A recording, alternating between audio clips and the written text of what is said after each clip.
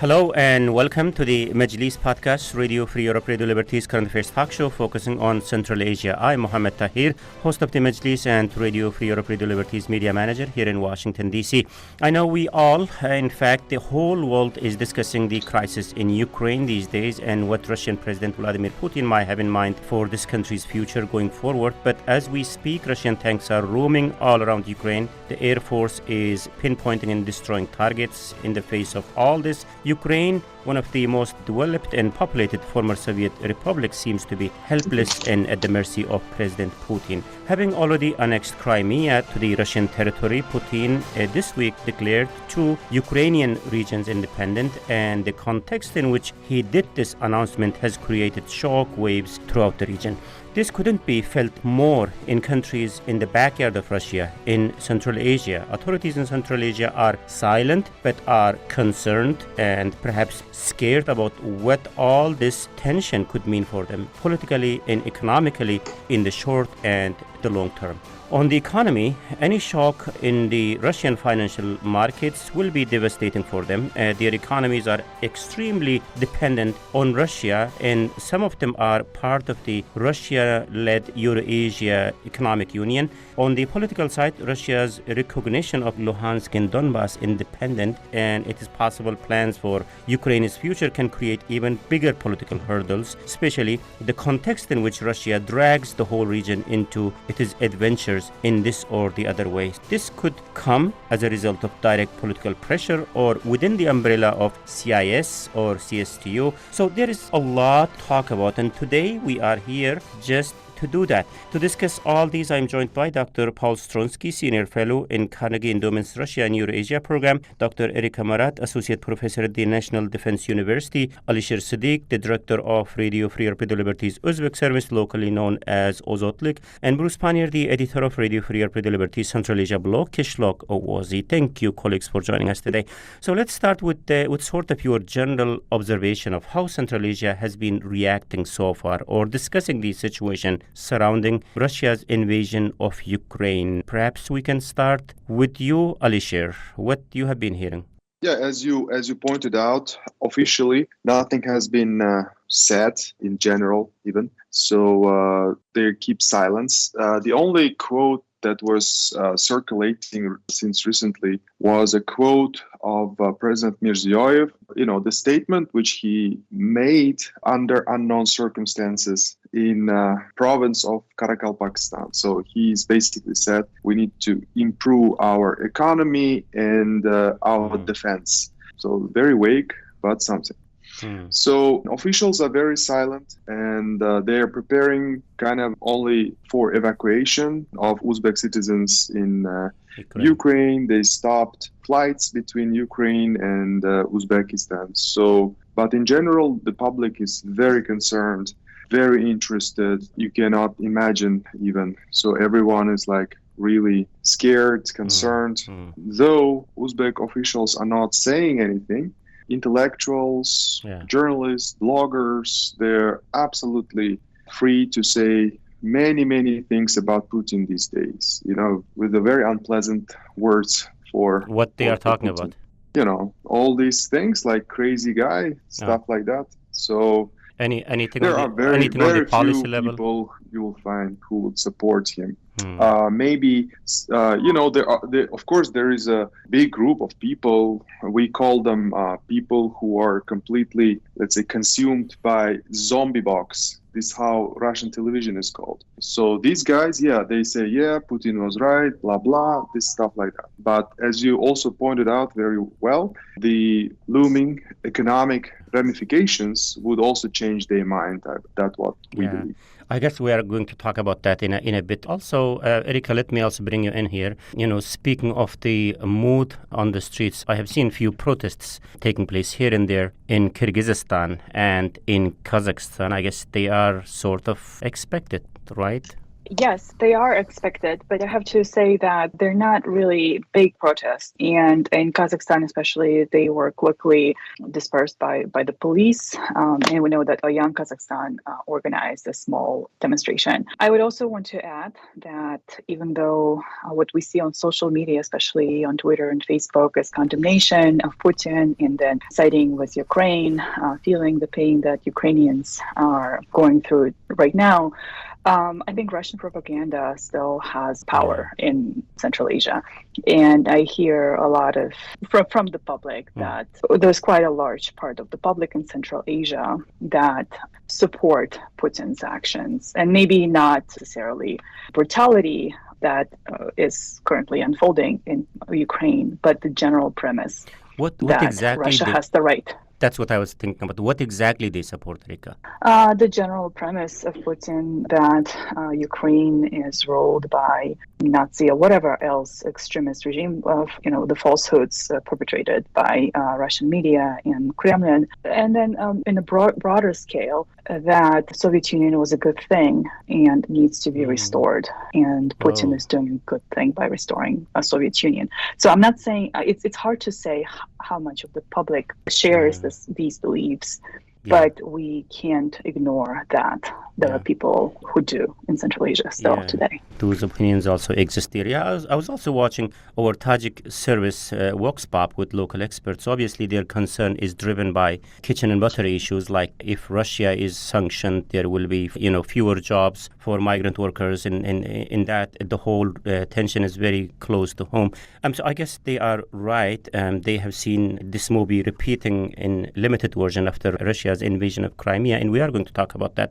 But just want to throw that. So, Paul, when you look into Central Asia, what is your reading in terms of their reaction or lack thereof? Well, I think, thus far, surprisingly, I would think the most vocal reaction I've heard is from the Kazakh foreign minister, where he pretty much indicated that they were not going to follow, Russia's lead in recognizing Donetsk and Luhansk. Those were the most bold statements out there. And I thought it was kind of interesting, given that the Kazakh government is so now dependent and has some chips it needs to pay back to Putin, that I think that was certainly notable. I would also agree with Erica. I mean, I think from what I'm hearing, whether it's the Nazis, whether it's the collapse of the Soviet Union, these allegations of neo-Nazism, which is false, whether it's the, lamenting the collapse of the Soviet Union, but also this belief that Ukraine is controlled by the West and this entire thing was orchestrated by the West instead of by Russia. I think that narrative is certainly there. But I do think, this is very worrying for these states. If you look at the language that Putin used to deny Ukrainian history and deny, he's denying the Ukrainian people the right to elect their governance, denying the Ukrainian people, the right to have their own history and their own state. Some of that same language, could certainly be, we've heard before in places like Kazakhstan. That's probably why the Kazakhs came out and said what they said. And I think, there's also been, Russian mucking around in other places throughout the region as well, and potentially stoking or fears that they could stoke problems. I found interesting that Mirziyoyev said all of that in Karakorum, Pakistan as well. So I think, a lot of these countries, they're nervous. They're trying to keep their heads down. They recognize the implications this could have for them, particularly when Putin has been sort of talking about wanting to sort of reestablish some sort of Soviet core, and so I think they're trying to keep their heads down. They're trying not to upset Russia, but they're going to have a huge amount of problems on their hand moving forward. I would say the biggest one is going to be economics. It's not just the migrant issue, but also as more and more Russian banks are getting sanctioned, many companies throughout the region do their transactions through many of these banks. And so they're going to have a lot of problems, moving forward doing international transactions, and where are they going to continue to work through those banks or risk breaking the sanctions? And then, we're going to see, whole fluctuations right now in commodity prices. Grain is certainly going to be affected. Oil and gas are certainly going to be affected. No, I'm happy that you started talking about that, Paul. So I realized that we have an expert prefer to go into details of what all these sanctions might mean for Central Asia. And definitely we are going to talk about this in length. But before that, Bruce, your thoughts, like kind of a general observation of the way Central Asia is reacting, authorities, expert community, and locals, the way they are reacting, or what they are saying and what they are not saying. What's your interpretation of that? Like we've heard, people are trying to, except for a few protests, people are trying to keep a low profile on this one. It's kind of hard to say what media they would use to express their opinions on some of this stuff. There's social media, and I watch that. And some people are from Central Asia are clearly horrified by what's happening in Ukraine. But I think, with something like that Paul touched on a minute ago is probably on the minds of all of them, is that when Putin starts talking about historical lands, that includes Central Asia, of course, and this has got to be something that people are thinking about, that he could make the same claim that Russia has occupied Central Asia since the 19th century, in different parts of it, and then of course that, Ali Shir brought up that Mirziyoyev made his comments when he went to Karakalpakstan. It's strange because, of course, we know that Karakalpakstan wants greater autonomy and even independence from Uzbekistan, some people there. So, that's another thing that Putin brought up. Recognition of separatist regions is something that also makes a lot of, and not just government officials, but regular people uncomfortable in Central Asia. They've gotten used to looking at the map and seeing where their countries are, and you start legitimizing separatism. If it's backed by a great power, where exactly is this in? We said we just did the show on Gorno-Badakhshan a while ago. Yeah.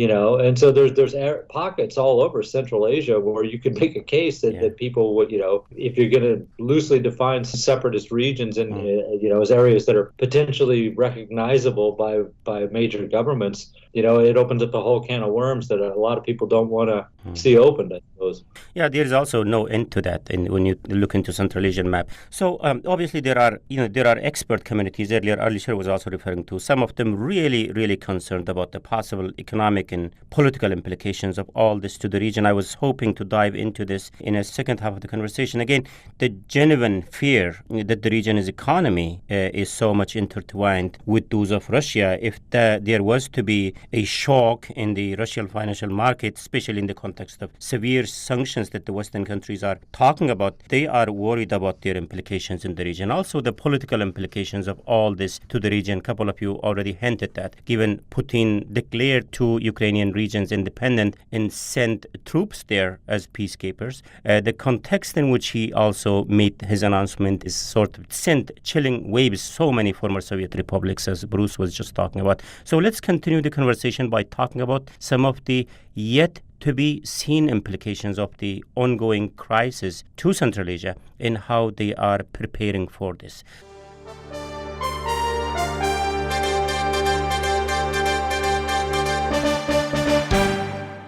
Before that, let me recap the debate that today on the Majlis podcast. I'm joined by Dr. Paul Stronsky, Senior Fellow in Carnegie Endowment's Russia and Eurasia Program, Dr. Erika Marat, Associate Professor at the National Defense University, Alisher Siddiq, the Director of Radio Free Europe Radio Liberties Uzbek Service, and Bruce Pannier, the Editor of Radio Free Europe Radio Liberties Central Asia blog, Kishlok Owazi. I'm Muhammad Tahir, host of the Majlis here in Washington, D.C., and we are discussing the Central Asian perspective on Russian-Ukrainian crisis and what this could mean for the region. So, a couple of you already brought up this. I wish we could have unpacked this earlier, the statement that President Putin made about Ukraine as a whole when declaring so-called Luhansk and Donbas republics independent. Kamaluddin Rabimov, political expert, I'm sure some of you know him, speaking to our Kazakh service, this is how he interpreted the speech. And I'm quoting him. He says, Putin believes that he cannot declare war on everyone at the same time. However, by declaring Luhansk and Donbas independent, Putin made it clear that he would continue gathering Russian lands. And he goes on, the main thesis of Putin's speech on Monday was that in the Soviet years, territories belonging to Russia were unfairly transferred to other Union republics. In the last 2 years, he often mentioned this in his speeches. So that's what earlier, Bruce, you were talking about. Does Kamaluddin his point here? Well, like I said, I think that's one of the scary things about this is, Putin has said it, it was one of the biggest disasters of the 20th century was the collapse of the Soviet Union. Now it appears like he's trying to reincorporate Ukraine into a greater Russia, or at least install his own government that's very favorable to the Kremlin. You can imagine the Baltic states, of course, and you've seen this too on social media, that some people in the Baltic states are a little scared about this themselves. But like I said, where does this exactly end? We've had, not only has Putin mentioned that Kazakhstan never was a state or a nation, but he's even got people in the Duma that have mentioned, within the last 6 or 7 months that, nobody was living in northern Kazakhstan until the Russians came there. All the Kazakhs lived in the south. They have no claim to that land. Of course, in the first 10 years after independence, there were Russians in northern Kazakhstan that thought that they should be part of Russia, not part of Kazakhstan. That was one of the reasons people gave, not officials in Kazakhstan, but one of the reasons they gave for transferring the capital from Almaty to Astana, Nur-Sultan now. It was just to stake a claim to the northern part of Kazakhstan and kind of make clear that they weren't going to be able to, these separatists Russian separatists in northern Kazakhstan wouldn't be able to take that section away and attach it to Russia in the future. So, like I said, it's something you gotta really think about. Where does this stop exactly? I'd be worried if I was in northern Kazakhstan, but if they do make a move and there's some claim that the ethnic Russian population is being discriminated against, and of course we know that nationalism is rising in Central Asia, and it doesn't exclude some harsh verbal attacks on Russians living in the country. We just saw the incident at the arcade in Kyrgyzstan last summer, I think, when the Kyrgyz man threw a calculator at a Russian girl who was working there, and Zhirinovsky was in the Duma denouncing it and screaming about, it's time to either cut Kyrgyzstan off or reincorporate it or something. So, for Putin to sit there, especially the way he delivered that speech too, it's got to give people the creeps. Central Asia, wondering if he hasn't totally lost it. Ukraine is first, and where's next after that? Yeah. Before Ukraine, there was a Georgian scenario that we have seen in terms of South Ossetia. Crimea is also there. Erika, you might also want to jump in here. One is that Putin is talking about this in the context of Ukraine. What are the real possibilities that this scenario could repeat in Central Asia? So, like with anything else related to Putin's aggression, I want to be proven wrong in the future. But I think now is the time to start imagining the previously implausible scenarios for Kazakhstan. Just like for Kazakhstan, this is where Ukraine was in 2014 or 2008 when Putin invaded Georgia. So I think if Putin succeeds in creating chaos and staying in power, so creating chaos, he succeeded in creating chaos in Ukraine. But if he continues to stay in power, Kazakhstan is next. And Kazakhstan, as Bruce just mentioned, has been part of this long-term rhetoric of hate from Putin and his loyalists. From time to time, they stir up the discussion with claims for northern Kazakhstan, not so veiled claims for northern Kazakhstan. So there will be the next stage in recreating the Soviet Union from Moscow's perspective, from Putin's perspective. Kazakhstan seems to be the next logical step because Baltic states are part of NATO, and that's also another direction where Putin can go. But Kazakhstan seems to be a logical step. And we don't know what kind of form it will take, but I think this is the time to start imagining how it can happen. That's the references that Putin gave when talking about Ukraine's history. But also, Paul, your background as the diplomat, I think you might be well suited to answer this question. Like now, Putin also declared Luhansk and Donbass region of Ukraine as so-called independent states. So what are the scenario going forward? Could Russia drag the region to follow the suit? And could Russia also involve CIA somehow to support where it stands in terms of those so-called republics? I think this is very difficult. I think the only person who knows what's in Putin's mind is actually Putin himself, and he probably doesn't even know, what is in Putin's mind. I think if, from the Russian perspective, if their campaign in Ukraine goes well, it seems to be going fairly well so far, although they seem to be getting a little bit more resistance in some places, at least according to the Pentagon reports I've read. If it goes well and it's quick, there might not be need to sort of pull everybody else in. If it also, one of the things that I think, the Russians, and this is an implication for the rest of the region, is basically how this campaign goes. You can take a country fairly easily, as the U.S. learned in Iraq in 2007, but can you govern a hostile country where there's going to be rebellions and rebels. And so we don't know how this is going to play out down the road. I think that gives the region of Central Asia, a little bit of breathing space. I actually think, countries like Moldova might be more in trouble in the short-term future. But I think, these countries, they're going to be in a tough balancing act. None of them are going to want to be pressured into recognizing these entities. They will pretty much become pariah states to the outside world. It would also cause them problems with China, which is not on board with recognition of these two entities. So my gut is that they will just try to keep their heads low. They'll have to make some difficult decisions at the UN. I'm sure we'll be seeing a lot of abstentions at the UN. But I think, particularly on the recognition front, I think they also could probably hide under China and not pursue that recognition. And I think that's one of the positive things that gives them a little bit of room. And I think they would all be very hesitant to, get involved militarily. I think, the CSTO Can they afford being hesitant? I mean, Putin, I think as we know, Putin. I think they will be summoned. We've already seen Azerbaijani leader get summoned to Moscow. Right. I think we'll see a lot of these leaders get summoned to Moscow in a very clear vision that they are not going to help Russia show that they're not isolated. I could certainly see some of these elements, particularly after Kazakhstan CSTO peacekeepers maybe having to go in. That I think there would need to be a scenario that would need to be created for that. Maybe they're going into eastern parts of eastern Ukraine. But I think we'll at least see on the diplomatic front, we'll see lots of shuttling back and forth. But I think all of these states, including the CSTO ones, would resist stepping in right away. I think they don't want their soldiers.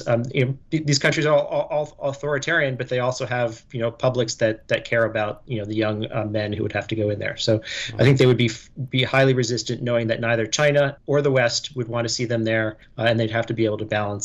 But we're definitely going to see a lot of shuttle diplomacy between Moscow and the five central, at least four of the five Central Asian states. Yeah, I guess the young Berdimuhamedov in Turkmenistan must be thinking about that he don't have to deal with any of them being a neutral country there. But anyway, Alisher, if you have any thoughts to add in terms of the possible political implications of that going forward, please go ahead and share your opinions. But in the meantime, I had some economic question to you. I guess the economy is very, very serious economic side of this. It's obvious that sanctions are going to bite Russia and the Russian financial institutions. So in which ways do you anticipate this to affect your country, Uzbekistan, or Central Asia in a broader context? I believe that Uzbekistan will be economically the most affected at this point because there are kind of two parts there. First is Russia is the largest trade partner of Uzbekistan and the largest investor. They have all joint oil and gas projects. Lukoil is there, Gazprom is there, all the metal explorations and processing companies. So a lot of Uzbek companies are producing products that are meant to be sent to Russia, vegetables, everything, agriculture, chemistry. So if you look from that perspective, you may even say that President Mirziyoyev put all eggs into one basket in terms of economy. Then there's a second big part is migrants. Rising dollars rate in Russia makes it impossible to earn enough money and send back to Uzbekistan. So last year, Uzbek labor migrants sent nearly a staggering $8 billion in remittances. It's a very, very big money for Uzbekistan. It's more than its exports of everything combined. So the migrants issue will be huge. And then what would be next for these migrants? To return to Uzbekistan and increase unemployment. So it's pretty grim, let's say, prospect on the economic side. So how Uzbekistan will diversify its economy going further, that would be a big question. I guess Tajiks may have the same concerns. Maybe Kazakhstan, lesser extent, maybe Kyrgyzstan has the same issue, of course. So economically falling Russia, if Russia is falling sort of gradually, but here the countries in the Russia's sort of a backyard, they're going down faster. the kind of same question, like, Paul, I guess this is your area. Please forgive my ignorance when I ask this question. I have no idea how these sanctions work. Western leaders are talking about this severe, unprecedented sanctions that they have in mind. President Biden was talking about the Europeans are also stepping up their sanctions. When a certain institution, bank or any other financial institution is sanctioned, what does that mean? What does that mean for Central Asia? Like, you can't do business with that bank, or what? How does it work? It's pretty much, most of global transactions are done in dollars. And so, these banks are precluded from both doing transactions both now in dollars and in euros. So it makes it very difficult for these, if they do not want to be in violation, which then can get them sort of kicked out of the doing business with the U.S. financial or European financial system. They have to be very careful in going around. You saw this if you look at China and how Chinese banks reacted. Many of the Chinese commercial banks actually abided by U.S. sanctions after 2014 against Russia, where it was more of the state banks that were willing to buck them because they had the Chinese state behind them. And I do know in 2014, 2015, there was a lot of issues within the U.S. government of how to carve out ways in which former Soviet states could do financial transactions, basically because the majority of the banks that are in the region are engaged with Russian banks. Right. So there was a lot of, I do know all of ambassadors, U.S. ambassadors in the region were busy cabling back to Washington, highlighting the challenges that these banking sanctions posed, both for local businesses, but also some American companies that were trying to get money into or out of the region. Mm-hmm. So it's going to be a big complication. I'm sure that the U.S. government is trying to work with these countries to try to figure out avenues around it, and we'll see where that goes. Some of these states, I could imagine, surprisingly, Georgia, I saw today, said that it was not going to abide by some of these new sanctions, basically in an effort to avoid antagonizing the Russians. We'll see whether some Central Asian states come out and say that. But even if the states come out and say that, there very well might be individual companies within those countries that might actually have different views. So like the Chinese firms, China was not going to abide by the sanctions, but the Chinese commercial banks certainly did. Okay, that's about the bank. But what about, like earlier, Alisher was talking about Lukoil, the Russian company being active in Uzbekistan, like companies who also fall under these sanctions. How does it affect their activities in some of those countries?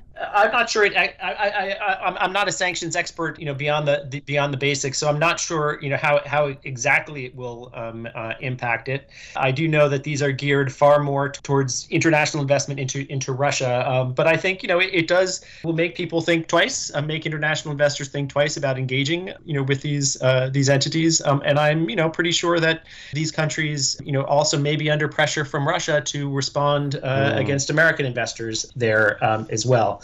So, I think for the investment climate, these sanctions are bad overall. You're going to have more Western countries being wary about investing because of the risks. And then, I think there's going to be the collateral risks of investing in something that in Kazakhstan that might have a connection. So I think this is really going to be problematic for attracting broader-based investment into the region. Yeah, Bruce, I was also thinking about the Eurasia Economic Union. That's the kind of Russian-led economic union involving a couple of Central Asian countries there. Whether Russia could play that card in some ways to ease the impact, and what that could mean for the member countries. Where is that going to put the member countries? Well, that's a good question. I'm trying to figure out what exactly they can do. So far, for instance, for one example, like the Eurasian Economic Union is supposed to make it easier for migrant workers from the member countries to work in Russia, but then we just saw that the Kyrgyz were forced to submit to these medical tests. I think they're monthly or something, that they come at their own expense. I mean, they weren't exempted from that, even though they're part of the Eurasian Economic Union. So I'm not really sure what they could do. Does Russia have money that they say we can make up the difference on something like this? Well, no, not really. So I don't see the Eurasian Economic Union playing any kind of role that Russia couldn't do, just by itself in bilateral relations, which would really have to do because only Kyrgyzstan and Kazakhstan are Eurasian Economic Union members. I was just thinking about from a different perspective, like whether Russia could use this in its advantage as it is isolated, right? When it is isolated, whether Russia could use this as an advantage to make Central Asian countries do something which could ease Russia's, burden. No, I don't really. This would be tough, both generally speaking of the Central Asia as a region, because they trade with all kinds of different people. You can't adopt rules that you want to help you out or hurt certain, the West or something, right? Without having to worry about, China and the Middle East. You have to trade with them too. So, you can't, how do you make rules that are going to work for everybody? And for the two member states of the countries, like I said, it's hard for me to imagine that they would agree to something that's not going to be in their own interest. I mean, Kyrgyzstan's already had a real hard time being a member of that organization and have complained a bunch about the fact that it hasn't seemed to make very much of a difference to them at all. So I don't know what threat Russia has, what leverage it has through that organization that it could say, you better play our game or else, because the response is going to be, we're not getting that much out of it. So why would we do this? That's what I mean. Whether they can say that to Russia, whether they can say that to Putin, that's what I was wondering on the back of my mind. I mean, when Russia say, okay, you are a member of this, let's work together. I mean, I have a thought on that, if I can go. Yeah. I think the most sort of the coercive power that Russia has in this is probably not through the Eurasian Union. It would be either, Russia is willing to show its teeth, its coercive teeth, and using its hard military toolkit against Ukraine. I could certainly see countries in the CSTO coming under more pressure than countries in the Eurasian Economic Union. One thing that I think we have to also remember is that, this will likely give Russia's neighbors in Central Asia and the Central Asian states, a little bit of leverage. If we look back at 2014, all of these countries were really very nervous, kept their heads down for the first few months, and then got a little bit bolder. And the Eurasian Union's, the final negotiations on establishing the Eurasian Union were in the spring 2014 after Russia had illegally annexed Crimea. And so you did see Nazarbayev, and you actually saw Lukashenko at that point really pushing back and trying to get the best deal in the Eurasian Union, effectively stripping out a lot of the political commitments that it would have. And so it is a pretty hollow union. It's a pretty hollow document that is in there. And I could also see, particularly if this gambit in Ukraine does not go well for Russia, and that becomes clear, as it became clear, 2 months after Crimea, I could see some of these countries being a little bit bolder. Right now, they're going to be very cautious, but particularly on the Eurasian Union, I don't see it playing all that role. The CSTO, perhaps, but I also think these countries are possibly will get some leverage out of this too. So other than Russia, other than the Russia connection, these things also have implications locally to some of those Central Asian countries. Like you brought up, Paul, the story with the illegal annexation of Crimea. Following that, for example, speaking of Kazakhstan, tenge was really losing value. And the cost of keeping it stable for Kazakhstan was, during 2014 and 15, $28 billion. And Kazakhstan was doing that because I guess that was an election year for Nazarbayev, and Nazarbayev felt to do something like that. But it's a huge, huge cost. Not all Central Asian countries can afford that. So this local kind of implication, Erika, where do you see these sort of local implications popping up, aside from the Russian connection of Central Asian economy? So, it is hard to say, but of course, any economic decline or stagnation will further fuel grievances across Central Asia, and grievances that have nothing to do with Russia, but are more domestic and against local governments or national governments. It's not helpful, of course. I think it's a dual economic impact, right? One is what will happen to migrant remittances, given that ruble and other currencies, the regional currencies, are devaluing, and also what will happen domestically on the local level, given that Russian economy will likely also see some decline. So this is a kind of double-edged sword in terms of what. Not double-edged sword, but two-level economic impact on Central Asia, and some countries will be able to, I think, weather it a little better than others. I think countries that have more labor migrants in Russia will actually likely to be able to weather it better. because labor remittances, no matter economic situation in both sending and recipient countries, they tend to stabilize economic situation in recipient countries during crises. Yeah, for that, they need to have a plan. In the meantime, also, we need to wrap up the conversation very short. So what kind of plan are they thinking about? Alisher, do you have any thoughts into, Mirziyoyev said what he said during his visit to Karakal, Pakistan, but, these possible implications on the political, on the economic level that we are talking about, which is imminent, which is going to come on their way. What kind of contingency plan that they are preparing for this?